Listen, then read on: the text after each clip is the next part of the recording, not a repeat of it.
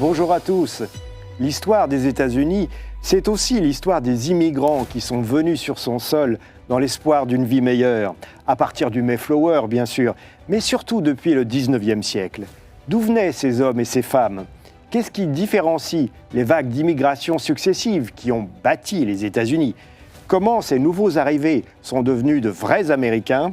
Pour en débattre, j'ai la joie d'accueillir Catherine Colomb. Bonjour. Bonjour. Vous êtes professeure émérite d'histoire à Paris 7, auteure de plusieurs ouvrages de référence, notamment Entre classe et nation, mouvement ouvrier et immigration aux États-Unis entre 1880 et 1920. Nous sommes ravis de vous accueillir. Annick Faucrier, bonjour. Bonjour. Vous êtes professeure émérite d'histoire à Paris 1, Sorbonne, Panthéon-Sorbonne.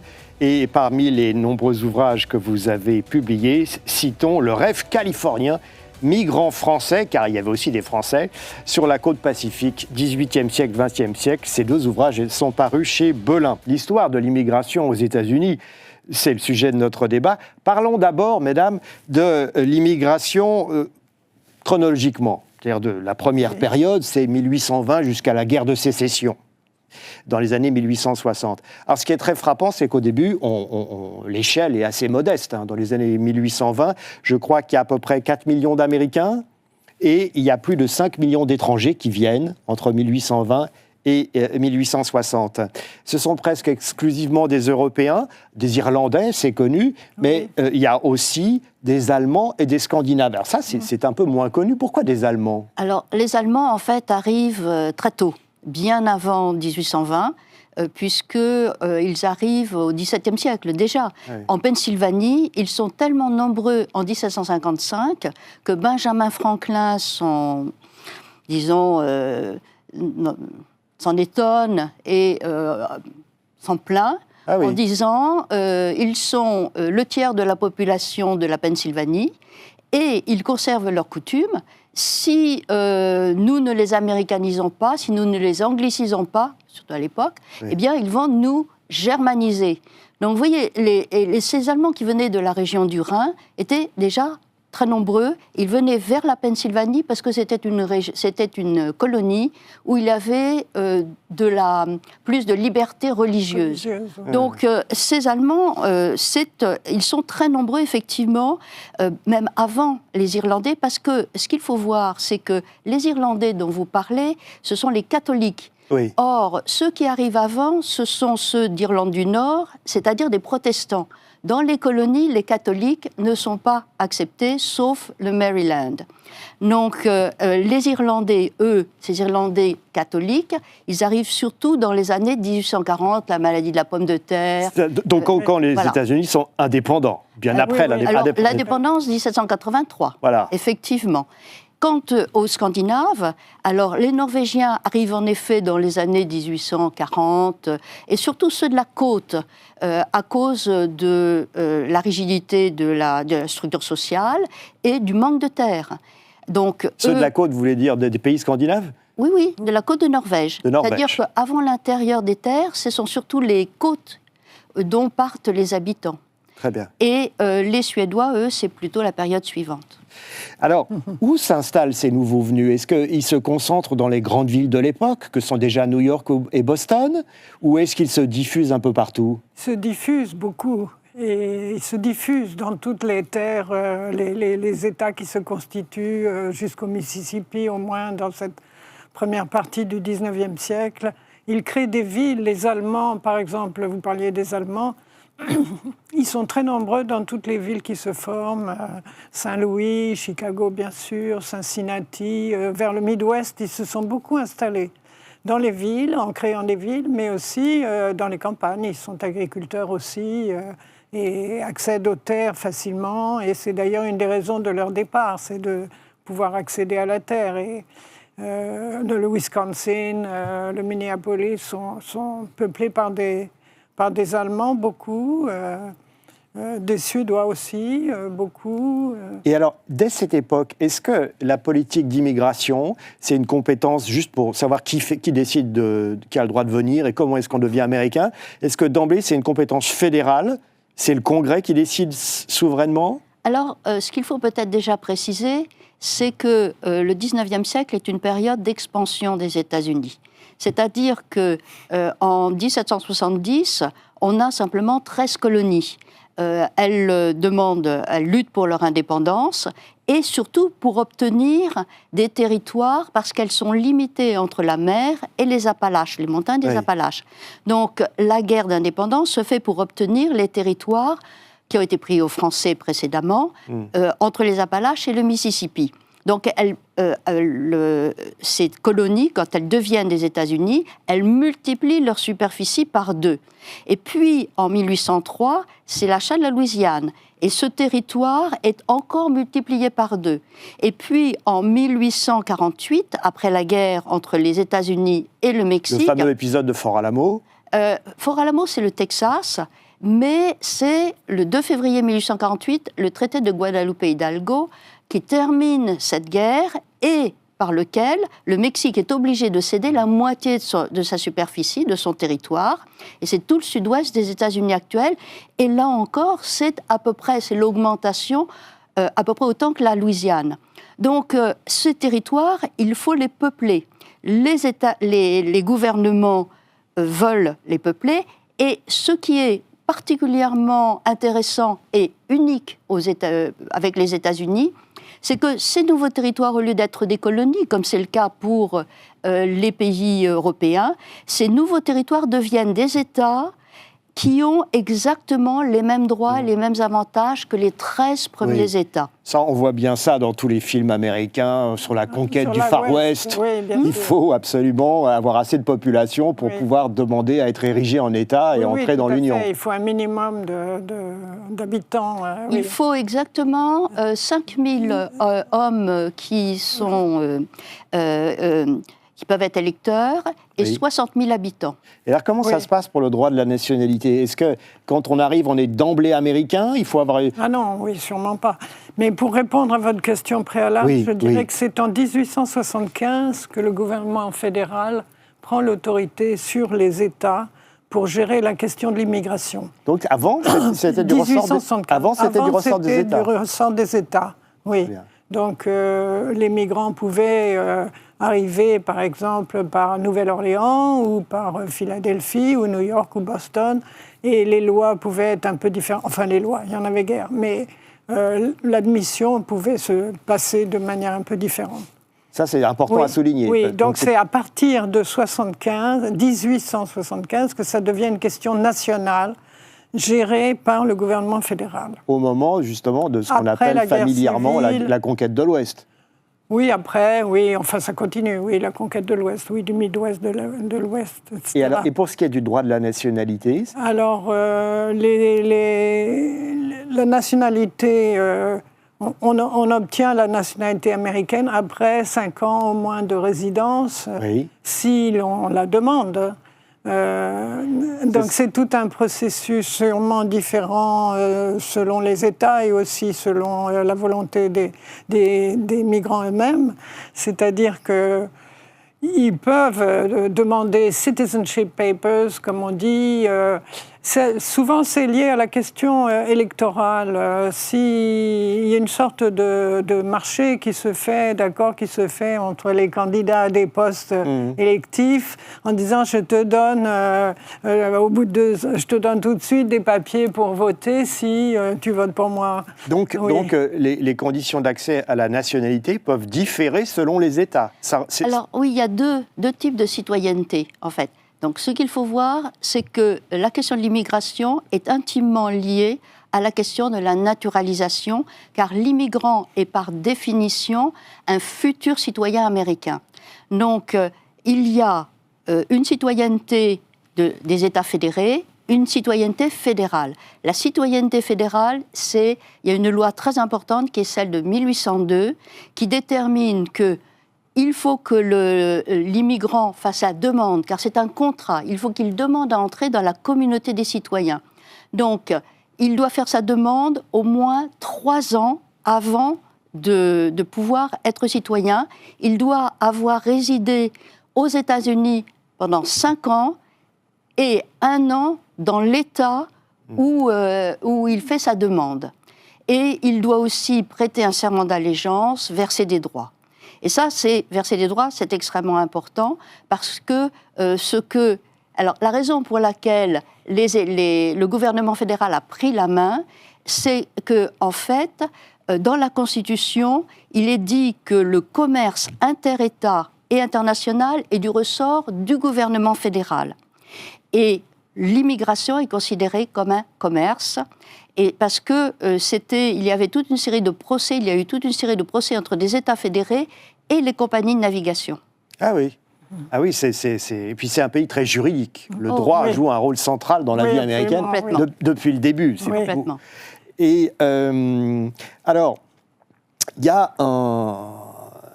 peut-être que c'est un mythe, mais enfin, pour les cinéphiles qui ont vu le film de Martin Scorsese, Gangs of New York, on a cette image, peut-être caricaturale. Pendant la guerre de sécession, on voit les immigrants qui arrivent, qui reçoivent tout de suite, qui sont naturalisés, et on leur donne un fusil, un uniforme, et on les envoie se battre. C'est-à-dire qu'il y a cette idée que l'Union a eu un réservoir inépuisable de soldats grâce aux immigrants, ça vous paraît un peu outré ? Oui, c'est un peu abusif, c'est un peu abusif. La question de l'enrôlement des immigrants était même difficile. Par exemple, en 1863, il y a eu des émeutes contre la conscription, surtout menées par les Irlandais à New York. Ça, on le voit très bien dans le film. Des émeutes sanglantes. Oui. Les historiens disent que les immigrants ont participé, qui étaient donc des étrangers arrivés aux États-Unis plus ou moins longtemps avant, qui participent à la guerre civile. Ils ne peuvent guère faire autrement d'ailleurs parce qu'ils n'ont pas les moyens, eux, de se faire remplacer ou de payer un remplaçant comme peuvent le faire des gens plus fortunés. Les historiens disent qu'il y a eu à peu près la même proportion d'Américains de souche plus ancienne et d'immigrants qui ont participé à l'armée, en tout cas dans le Nord. Dans le Sud, je ne sais pas si c'est pareil, mais dans le Nord, c'est ce qu'on dit selon Eric Foner qui explique ça. Tout à fait. En fait... le consultant historique de ce film a dit lui-même qu'il avait dit que ce n'était pas juste, mais le metteur en scène n'en avait pas tenu compte, parce que ce qui compte, c'est le spectaculaire. Ah oui, bien sûr. Mais en fait, ce qui se passe, c'est qu'au début de la guerre de sécession, ce sont d'abord des volontaires. Et il y a une loi, en 1862, qui, justement, donne des avantages à ceux qui seront volontaires, en particulier pour les immigrants. Ça veut dire qu'ils n'auront pas besoin de faire de demande d'intention, ils n'auront que 2 ans de séjour pour pouvoir devenir citoyens. Donc, des avantages.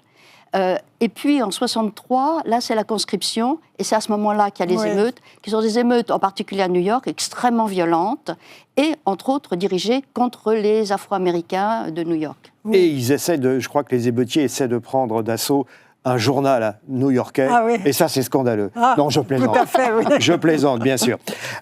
Alors, mesdames, deuxième question, avançons un peu dans le temps. Il y a une nouvelle, disons que l'immigration prend un nouvel essor après la guerre de sécession. Je crois qu'on change d'échelle à partir des années 1880 et la fin du 19e siècle. Par exemple, là, j'ai des chiffres pour 1905-1906, c'est plus d'1 million d'immigrants qui arrivent chaque année. Donc c'est bien plus important. Est-ce que ces nouveaux immigrants sont aussi de nouvelles nationalités ? Italiens, gens des Balkans ? Oui, d'Europe de l'Est, des Balkans, de l'Italie du Sud, Sicile, Mezzogiorno. Oui, ça commence dans les années 1880 et ça dure jusqu'à cette nouvelle immigration. D'ailleurs, on parle d'eux comme New Immigrants, les nouveaux immigrants, jusqu'à la Première Guerre mondiale. C'est là qu'on peut dire que la classe ouvrière américaine se forme ? Ah oui, alors c'est certain que c'est une immigration de travail, et de travail industriel beaucoup. La classe ouvrière américaine se forme successivement par l'arrivée de nouveaux immigrants. Ça crée une sorte de hiérarchie au sein de la classe ouvrière. Ceux qui sont d'origine anglaise ou allemande sont devenus des ouvriers qualifiés, alors que ceux qui arrivent directement d'Europe et sont d'origine plus paysanne, ils deviennent la main-d'œuvre de base, non qualifiés, des usines, des mines, la sidérurgie. Les derniers arrivés sont les plus mal lotis. Oui, ils sont mal perçus, ils sont mal acceptés. Parce qu'ils ne parlent pas les langues connues, l'anglais ou peut-être l'allemand.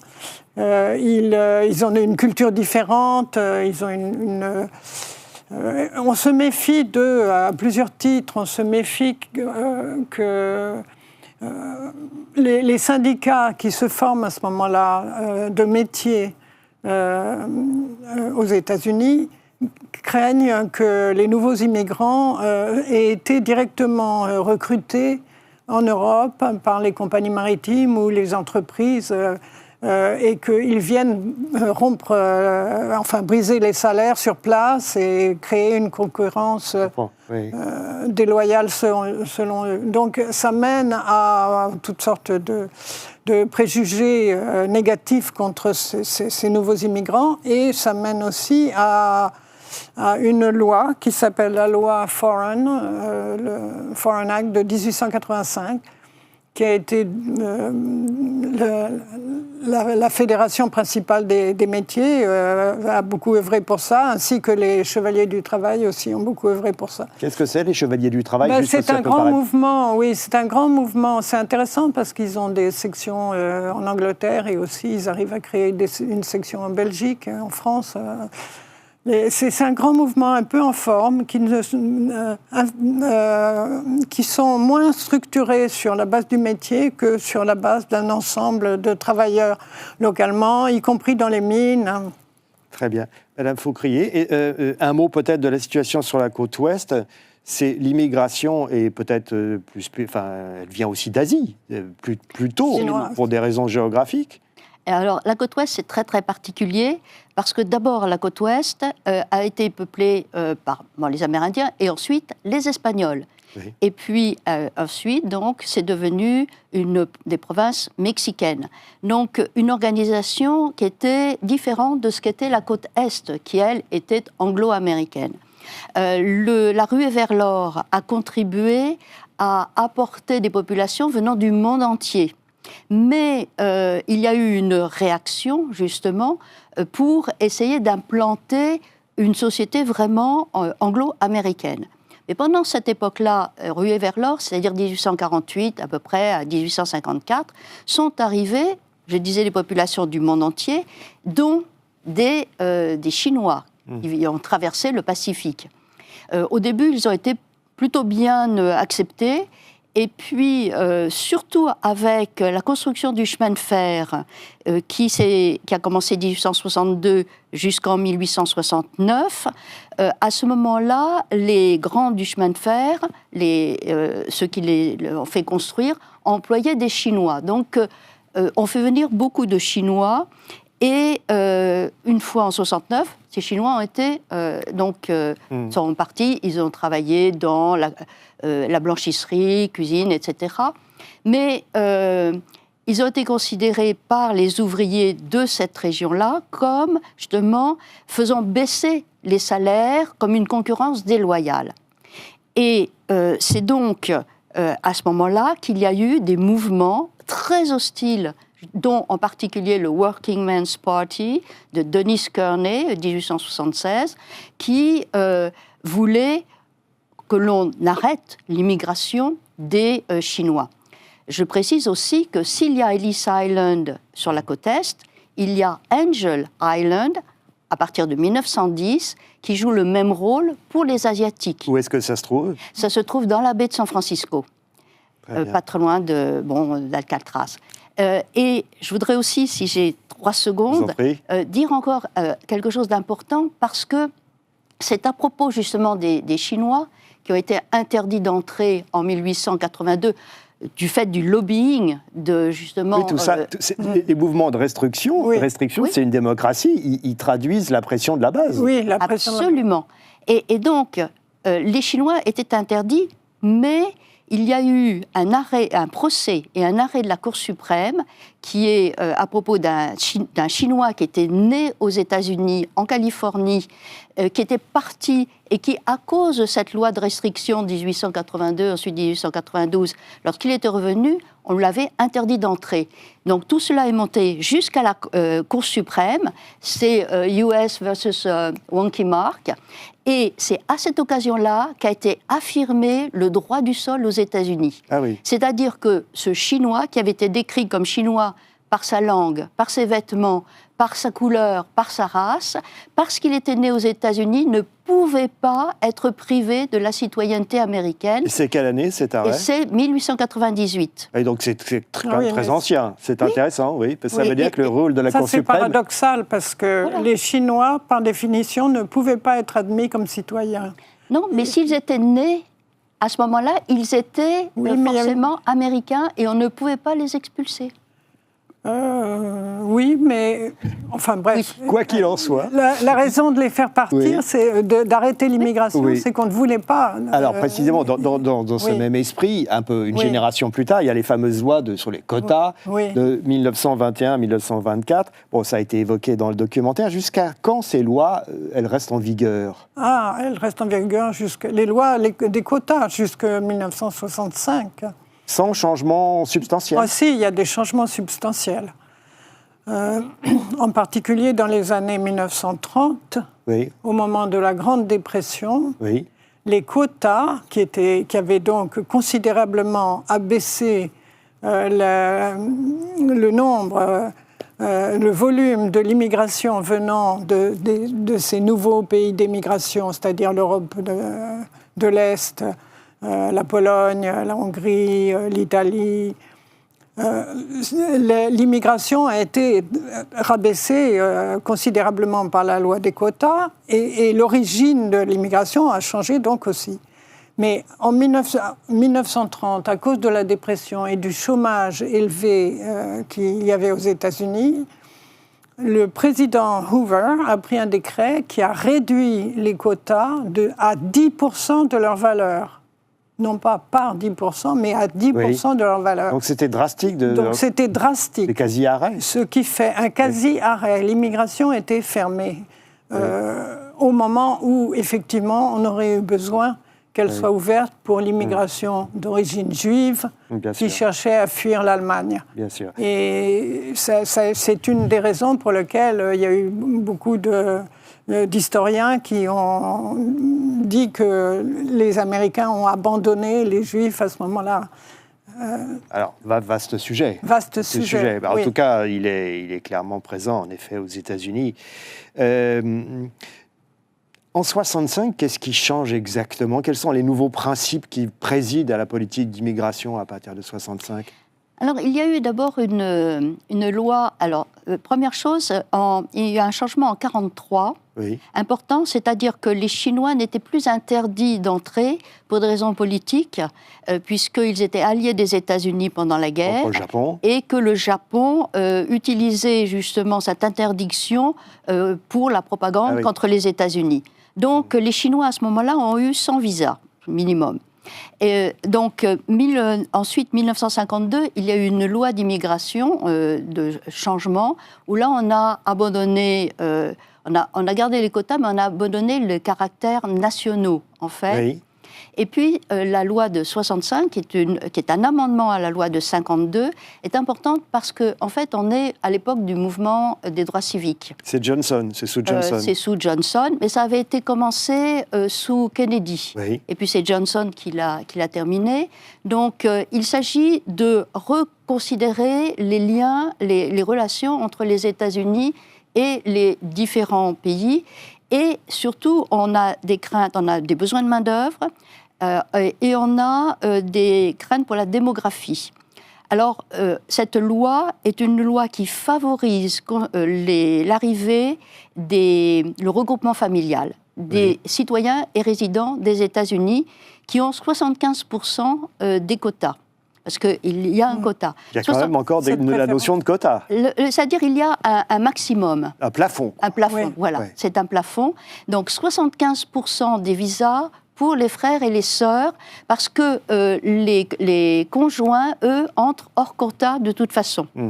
Et puis, il y a 6% pour les réfugiés, et il y a aussi à peu près 20% pour les professionnels, parce qu'on est aussi à un moment où on a des services publics et on a besoin de professionnels qu'on n'a pas suffisamment aux États-Unis, en particulier les médecins et tout le personnel médical. C'est l'époque des free clinics. Vous voyez ? Alors, oui, les critères professionnels, oui. Alors, voilà. Je vais vous poser une question délicate pour finir, mais comment est-ce qu'on s'intègre dans la société américaine aujourd'hui, cette dernière décennie ? Qu'est-ce qui est le plus important ? Est-ce que c'est le travail, l'école, la vie de la paroisse, les fameuses communautés, le quartier, ou est-ce que c'est le patriotisme, ou un peu tout ça ? Je dirais, oui, c'est un peu tout ça, mais je dirais que ce qui est très important, c'est la communauté ethnique. C'est-à-dire, par ethnique, on veut dire d'origine, les origines nationales. Les gens se regroupent, l'immigration a été en fait réalisée en chaîne familiale, locale. Donc les gens se regroupent avec leur famille, leurs amis localement et le groupe ethnique est très important. L'identité, comment est-ce qu'on devient américain ? On devient américain, hyphenated Americans, on est Jewish American, juif américain. C'est perçu comme naturel. C'est perçu comme naturel, c'est accepté. La population américaine est très consciente de toutes ces différences et les accepte et les respecte et même les aide, parce que tous les programmes d'action affirmative pour l'intégration dans les études supérieures, dans les métiers, etc. C'est débattu, cela dit. Oui, c'est débattu. Il y a eu un arrêt de la Cour suprême. La Cour suprême vient d'arrêter cette procédure. Mais en tout cas, disons que la notion de communautarisme, elle n'est pas forcément négative aux États-Unis. Ils trouvent ça naturel ? Alors c'est en fait relativement récent, c'est pas comme ça du tout au début du XXe siècle par exemple. Alors on est impitoyable à Figaro TV, on me dit que même si le débat est passionnant malheureusement, nous arrivons au bout du temps qui nous est imparti. Merci mesdames, on n'en a jamais fini avec les États-Unis. Rappelons qu'il y a aussi des Français ou des gens d'origine française qui sont allés aux États-Unis, moins nombreux bien sûr, mais enfin il y en a eu. Merci Catherine Colomb, je rappelle l'ouvrage de référence dont vous êtes l'auteur, Entre classe et nation, mouvement ouvrier et immigration aux États-Unis, chez Belin. Merci Annick Faucrier, vous êtes notamment l'auteur du Rêve californien, migrants français sur la côte Pacifique, 18e siècle, 20e siècle, chez Belin. Merci à vous de votre fidélité et à très bientôt pour un nouveau numéro de Parlez-moi d'histoire.